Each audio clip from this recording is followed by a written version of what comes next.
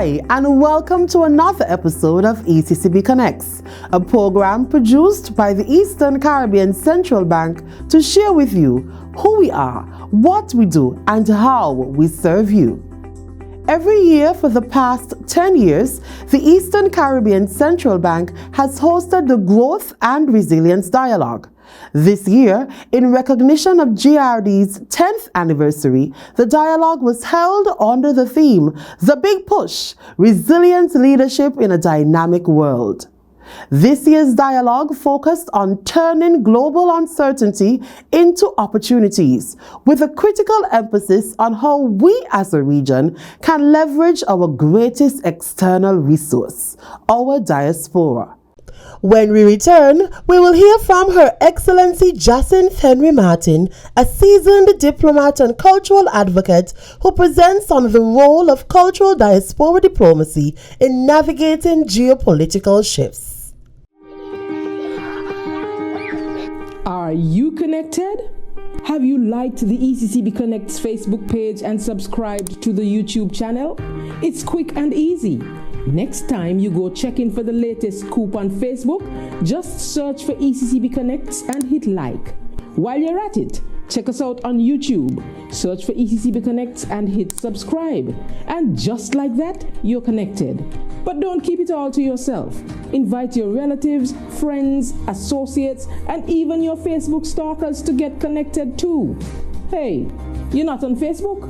No problem. Send us a WhatsApp message to 662-2561 and we'll connect you to our broadcast list. So come on, get connected.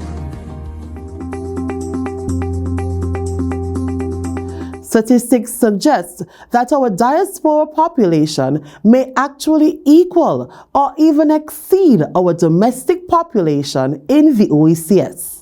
They are not just a detached group, they are an active extension of our economy, contributing between 5 to 15% of our GDP through remittances alone.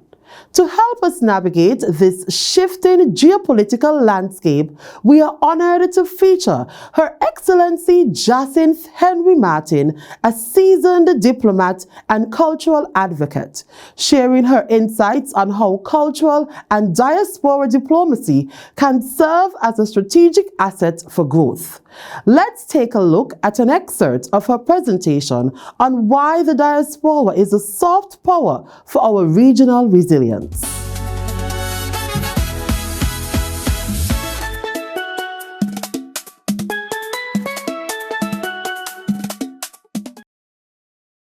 So the diaspora must be seen as strategic capital, not just in terms of dollars and cents, strategic capital in terms of human capital, ideas, technological experience and know-how, a willingness and a love to share and a love of country, and social capital, and market access.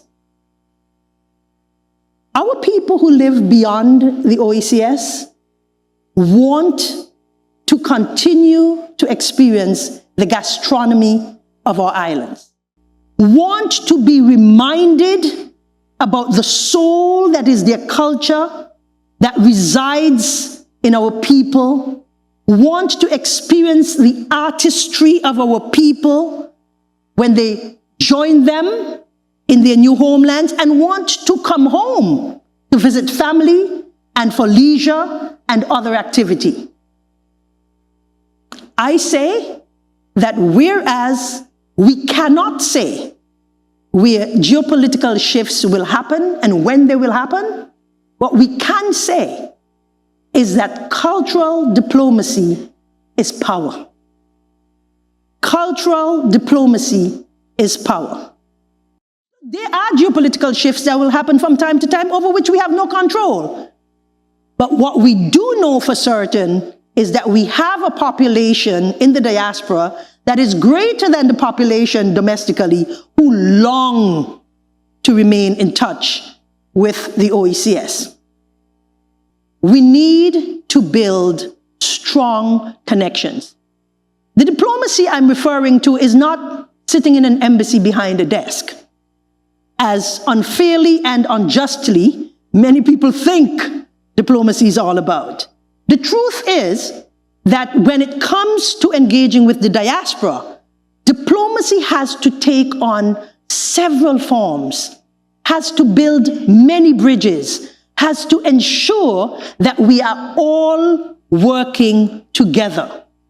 And so I'm thinking about diplomacy that ensures that our nationals know that they are valued, know that they can count on a ready and accurate source of information about many activities they would like to engage in, social, economic, financial, and of course, fun.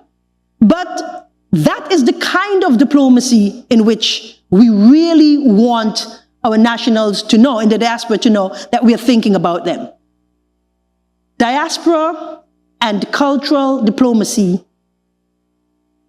are linked. The circle can expand. The circle must expand to ensure that trust is built with our nationals in the diaspora.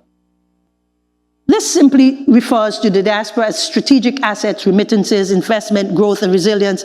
And I want to say this: the bridge to all of that is diplomacy. Diplomacy in all of its forms: interaction, constant engagement, letting our people in the diaspora know that they are valued, and the building of reliable databases so that we can reach them and they can reach us. They spread the word about our culture. They want to be connected. They love to say that they are from the sub-region. There's also the risk of diaspora fatigue when we are asking for anything. It is true sometimes that the way we speak about, unfortunately, remittances, it sounds as if we're asking everybody out there to send all that they have here. The truth is, it is a two-way street. It's reciprocal. We here in the OECS, who have not chosen to live outside, have something to offer as well. And so information, skill sets, opportunities for entrepreneurship. For example, the people who are into, let's just say, traditional teas.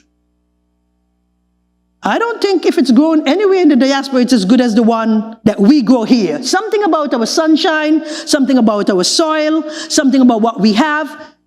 Our people in the diaspora want it from home. So there are opportunities, for example, if the appropriate mechanisms are in place, for our people here to use what we have to send it to our people in the diaspora. And certainly there is some confusion sometimes, I would list this as a challenge, in policy misalignment between what our people in the diaspora have come to accept as routine and everyday and normal compared to what we have here in terms of policies. And sometimes, regrettably, they want or they question, why is this not the same here as it is there? We have our own rules, we make our own laws, we do things differently, but sometimes that can be a challenge. And so I come with my own strategic recommendations. I've heard other people giving theirs, and so here I go. Is it possible, I think I voiced one already, to have an OECS-wide diaspora strategy? I know individual OECS countries have, each individual has its own, but perhaps there can be an umbrella of thoughts, an overarching policy, so that we all are trying to glean information that is generally of utility. Is there scope for improving data collection and analytics? I think there is. Diaspora investment vehicles. integrate culture, I have to repeat this, integrate culture into economic diplomacy. And culture is not just, any one thing. It is spice up our diplomacy with authentic who we are people. It put it into our policies. When our artists travel overseas, make sure there is representation, hopefully, from not just music, which is a huge hit with our people in the diaspora, but our foods, our stories, our history. Make sure that diplomacy also speaks about opportunities for remaining engaged. How can they ship? What are the rules for banking? What are the laws that pertain to gaining citizenship? A lot of people don't know. For example, St. Kitts and Nevis has citizenship by descent. We have nationals living all over the globe. Some of them are quite unfamiliar with how to go about ensuring that their children and grandchildren can gain, they have entitlement, but what they don't know is how to go about accessing, gaining citizenship. In conclusion, the answer to the central question is that there is not only a role for cultural diplomacy in the diaspora, but there is an imperative in navigating geopolitical shifts. As I said, we have no control over geopolitical shifts.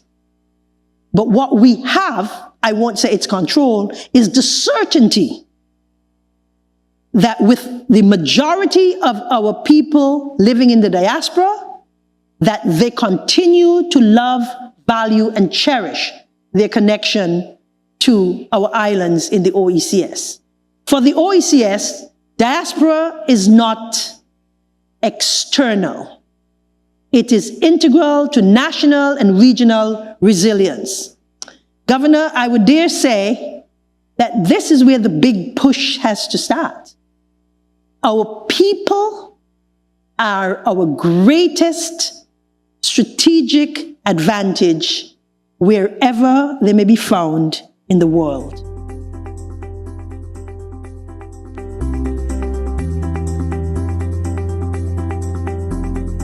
And now for this week's financial tip. Develop the habit of saving by setting aside small amounts regularly.